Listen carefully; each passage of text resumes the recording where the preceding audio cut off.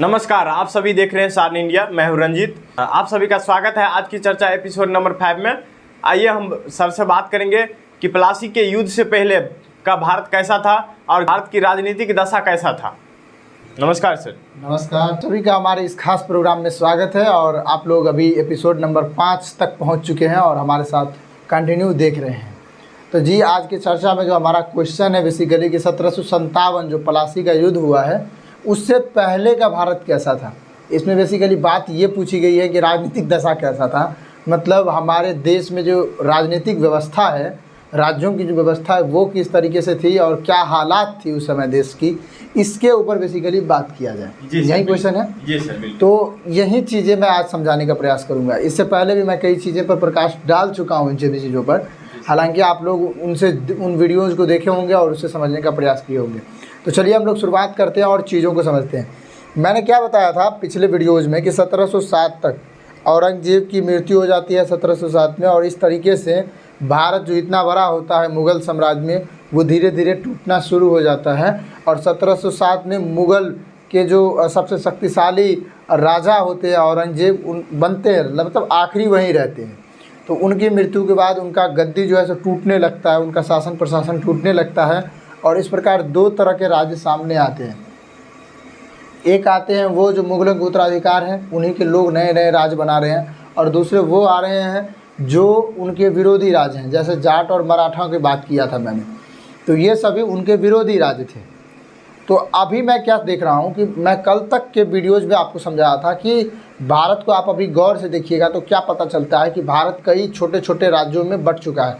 जैसे मैंने कहा था बंगाल, अवध, इस तरीके से छोटे छोटे हैदराबाद, मराठा, इसके बाद कर्नाटक, मैसूर, इन सभी छोटे छोटे इलाकों में बँट चुका है। जिसमें राजस्थान में भी बताया था मारवाड़, मेवाड़, आमेर, भरतपुर, इसके बाद ये मथुरा, ये सारे इलाके अपने अपने छोटे छोटे इलाकों में बँट चुके थे।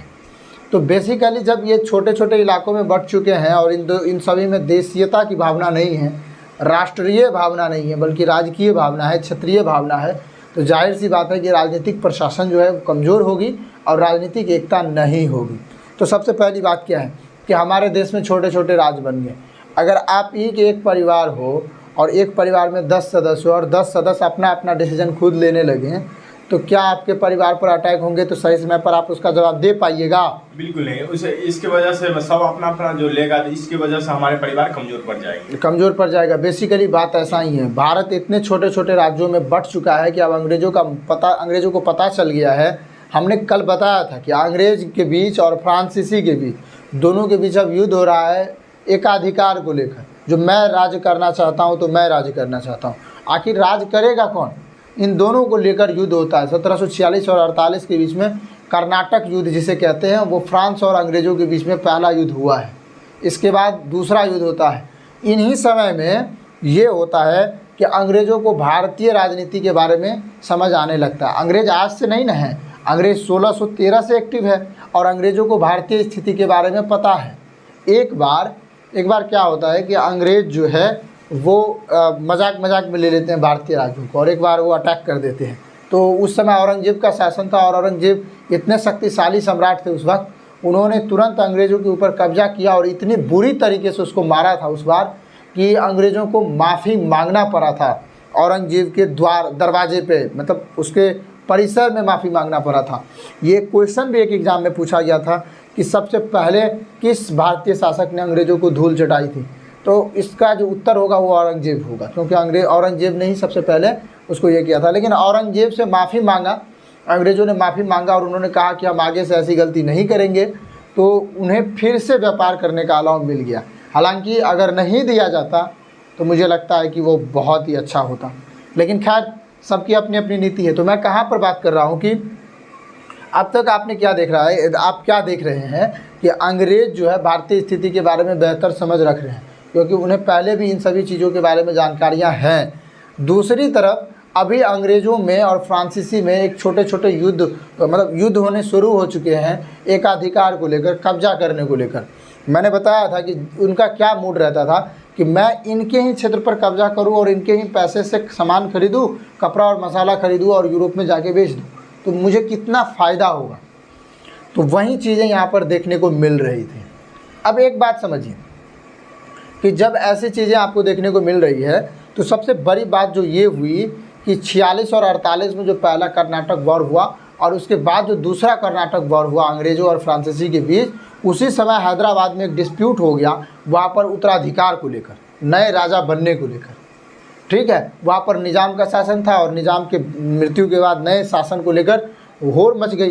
तो हुआ ये कि दो तरीके के लोग थे, एक तो वो मतलब दोनों लोग थे दो तरीके के पैसे मतलब दावेदार थे। एक गए फ्रांस के पास, फ्रांसीसी लोगों के पास सहायता मांगने के लिए, और दूसरे गए अंग्रेज़ों के पास सहायता मांगने के लिए। अब इन दोनों को भारतीय जनमानस के बारे में समझ आ रहा है, भारतीय राजनीति कितनी कम लेवल का है ये दोनों को समझ आ रहा है, और इन दोनों में सफलता मिलती है। थोड़ी सफलता फ्रांसीसियों को भी मिलता है, थोड़ी सफलता अंग्रेज़ों को भी मिलता है, और इस तरीके से उन्हें भारी गिफ्ट उसे दान में दिया जाता है हैदराबाद के निज़ाम के द्वारा अंग्रेज़ों को, और अंग्रेज़ों की मंशा बढ़ जाती है और अंग्रेज़ इसके बाद बंगाल विजय की तरफ गूंज करते हैं। तो अभी तक आप क्या समझ रहे हैं कि अंग्रेज़ों को भारतीय राजनीति में घुसने का मौका किसने दिया? हैदराबाद के लोगों ने। उनको जनमानस, उनके राजनीतिक स्थिति समझने का मौका हैदराबाद के लोगों ने दिया, और उसी जनमानस को उन्होंने भाप लिया और उनको समझ आ गया कि पूरा भारत की जो राजनीति है आज इसी तरीके से ग्रस्त है। और उसे ये भी तो समझ आ रहा है ना कि मुग़ल की सत्ता टूट चुकी है, मुग़ल अब राजा नहीं रहे, मुग़ल की शासन अब दिल्ली के इर्द गिर्द रह गई है, बंगाल में अलग शासन है, मध्य प्रदेश में अलग शासन है, महाराष्ट्र में अलग है, मैसूर में अलग है, हैदराबाद में अलग है, भरतपुर मथुरा में अलग है, राजस्थान में अलग है, सिंध प्रांत में अलग है, हर जगह अलग शासन है। तो उन्हें समझ आ गया है कि अगर खिचड़ी प्लेट में है तो मुझे साइड से खाते चलना है और मुझे पूरी तरह से खा लेना है। तो उन्होंने ऐसा ही किया, और उनका गूंज शुरू होता है बंगाल से। मैं आगे की वीडियो में यानी कल के वीडियो में संबंधतः बात करूंगा मैं इस चीज़ पर कि ब्रिटिश सरकार ने ब्रिटिश ने कैसे बंगाल विजय जीता, बंगाल को किस तरीके से जीता, मैं इस पर बात करूंगा। लेकिन अभी इस पर आते हैं कि दशा क्या थी, बेसिकली राजनीतिक दशा क्या थी। तो आपने क्या देखा, छोटे छोटे राज्यों में विभक्त हो चुके हैं, तो राजनीतिक दशा कमज़ोर होगी या मजबूत होगी? कमज़ोर होगी। इसके बाद शक्तिशाली जो राज्य थे, इसके बाद मुग़लों के बाद जो दूसरा शक्तिशाली राज्य था वो था मराठा, और मराठा आक्रामक नीति का पालन करता था। मतलब ये हुआ कि वो हमेशा इसी मूड में रहते थे कि मुझे हर समय जीतना है, उसको जीतना है तो उसको जीतना है, उसको जीतना है तो उसको जीतना है। इसको लेकर पूरे भारतीय जनमानस में किसी से भी अच्छा संबंध नहीं था। किसका? मराठाओं का। वो ऐसा ही था जैसे आपके मोहल्ले में किसी एक महिला का संपर्क किसी अन्य महिलाओं के साथ नहीं होता है, चाहे वो कितनी भी योग्य क्यों ना हो, उसको दूसरी महिलाओं से संपर्क नहीं होता है। कुछ ऐसा ही था मराठाओं के साथ, उनका दूसरे राज्यों से साथ कोई संपर्क नहीं था। दूसरी तरफ जैसे ही छोटे छोटे राज्यों में ये बढ़ चुके थे, उसमें राजनीतिक एकता की कमी हो गई, प्रशासन व्यवस्था धीमी हो गई, वो साथ मिलकर अटैक करना छोड़ दिए, और वो धीरे धीरे उनकी जो सैनिक व्यवस्था थी वो भी घटते चले गए। आज देखिए, जैसे जैसे मुग़लों की सत्ता कमज़ोर होती गई तो छोटे छोटे राज्य बने, और छोटे छोटे राज्य बने तो संगठन, सैन्य संगठन जो है, सेनाओं का जो संगठन है वो भी छोटा होता चला गया, उनका नेतृत्व छोटा होता चला गया, और इस प्रकार से देखने को मिलता है कि एक पिछड़ा सैन्य संगठन का निर्माण हो जाता है। सबसे बड़ी बात तो ये होती है कि राजाओं की मृत्यु होते ही उत्तराधिकार की समस्या हो जाती है। कोई स्ट्रॉन्ग सरकार बन ही नहीं रहा है जो इस देश को वो अपने राज्यों को एक सही दिशा में संचालित कर पाए। उत्तराधिकार की समस्या, नए राजा बनने की समस्या, ये बार बार ये समस्या आ जा रही है। बाहरी दुनिया का कनेक्टिविटी उनके साथ अभी भी कोई नहीं है। बाहरी दुनिया का कनेक्टिविटी मतलब क्या है कि जैसे देखिए, अंग्रेज लोग आए यूरोप से, यूरोप में क्या चल रहा था? उपनिवेशवाद की नीति का पालन चल रहा था। अगर मैं यूरोप के बारे में खबर रखता हूँ, यूरोप अभी क्या चल रहा है, वहाँ पर रेवोल्यूशन फेज है, वहाँ पर नई क्रांतियाँ आ रही हैं, नए औद्योगिक क्रांति आई है, वो दूसरे राज्यों के साथ व्यापार करती हैं, उन्हें गुलाम बनाती है।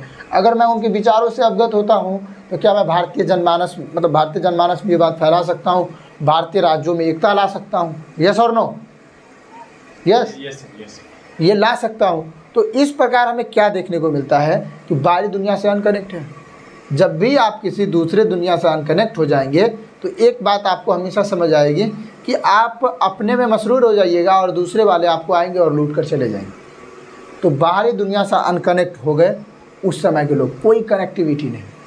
क्या चल रहा है फ्रांस में, क्या चल रहा है अमेरिका में, क्या चल रहा है ब्रिटेन में, कोई किसी को कोई मतलब नहीं है। जबकि कनेक्ट रहना चाहिए, जबकि पता रहना चाहिए जी, कि कहाँ पर क्या हो क्या रहा है। खबर तो कम से कम आती रहनी चाहिए, खबर रहने पे मतलब हाँ एक्शन लिया जाता है, खबर रहना जरूरी है। इसके बाद ये जो पाकिस्तानी इलाके हैं, वो आज के जो पाकिस्तान है, वो जो इलाका है, इस पर 1790 तक अब पूरा व्यवस्था जो है अस्थिर था। 1790 में आके महाराजा रणजीत सिंह शासन करते हैं, शासक बनते हैं। उसके बाद जाकर पंजाब का इलाका शांतिय क्षेत्र में आता है। आज भी कहा जाता है कि ये जो महाराजा रणजीत सिंह थे, उन्होंने इतनी बड़ी सैन्य संगठन और इतनी बड़ी मतलब शक्तिशाली साम्राज्य उन्होंने स्थापित किया पंजाब में, पंजाब, पाकिस्तान, हरियाणा सबको मिलाकर, कि अंग्रेज उनसे डरते थे। अंग्रेज इतना डरते थे कि जब तक वो जिंदा रहे तब तक रणजीत सिंह के ऊपर अटैक नहीं किया, उनको वो नहीं तोड़ पाए। और रणजीत सिंह भी डरते थे अंग्रेज़ों से। मैं इसलिए कह रहा हूँ कि अगर नहीं डरते तो वो उनसे युद्ध करके उनको हटा देते, भगा देते। लेकिन रणजीत सिंह को ये भय था कि जिन्होंने इतने भागों पर कब्जा कर लिया है तो कहीं मेरे पर भी ना कर लें, तो उसको लेकर वो दोनों न्यूट्रल थे। अंग्रेज़ को भी डर था और रणजीत सिंह को भी डर था। तो जैसे ही महाराजा रणजीत सिंह की मृत्यु होती है पाकिस्तान में, पंजाब वाले इलाके पर, तो वो मृत्यु होने के बाद वहाँ पर भी उत्तराधिकार की समस्या आती है। और वही समस्या कई अंग्रेज़ों के पास जाते हैं कि मुझे हेल्प कर दीजिए, मुझे राजा बना दीजिए, और फिर उसी तरीके से वहाँ पर भी कब्जा कर लिया जाता है। तो मैंने क्या देखने को मिल रहा है मेरे को कि ये जो व्यवस्था है, राजनीतिक दशा है, वो छोटे छोटे राज्यों में बट चुके हैं। शक्तिशाली राज्यों का अभाव है। एक शक्तिशाली राज्य है तो उसका कनेक्टिविटी नहीं है, राजनीतिक एकता की कमी है। अधिकारियों, ये जो अधिकारी वगैरह सब हैं, ये लोग गुटबंदी भी कर रहे हैं, मतलब अपने से खुद फैसला कर रहे हैं, उससे सहायता मांग ले रहे हैं, उससे सहायता मांग ले रहे हैं।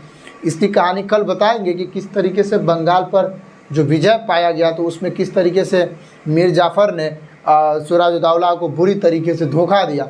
ये सारी चीज़ें मैं आपको बताऊंगा और समझाऊंगा भी। इतना में मैं क्या समझता हूँ कि आप इमेज बनाइए, आपके दिमाग में क्या इमेज बन रहा है।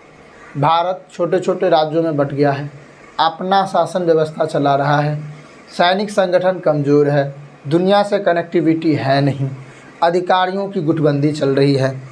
इसके बाद हम क्या देख रहे हैं, साम्राज्यवादी नीति का पालन चल रहा है, राष्ट्र की भावना है नहीं, वो आपस में लड़ रहे हैं, वो आपस में चाह रहे हैं कि हमें ज़मीन मिल जाए तो हमें ज़मीन मिल जाए। तो क्या ऐसी स्थिति में आपके घर तो क्या आपके देश को भी लूट लेगा लोग? जी बिल्कुल लूट लेगा। और वही बात हुआ, यहाँ पर लूट ही लिया गया। तो मुझे लगता है कि मैं इस क्वेश्चन का जवाब जो है सही तरीके से दे दिया हूँ। जी सर, बिल्कुल सर, धन्यवाद सर आपका। जी धन्यवाद। हाँ, तो आप लोग देखते रहिए सार्न इंडिया। आप सभी का स्वागत है इस आज की चर्चा नंबर 5 में। तो आप लोग बने रहिए और रोज की ये आज की चर्चा देखते रहिए।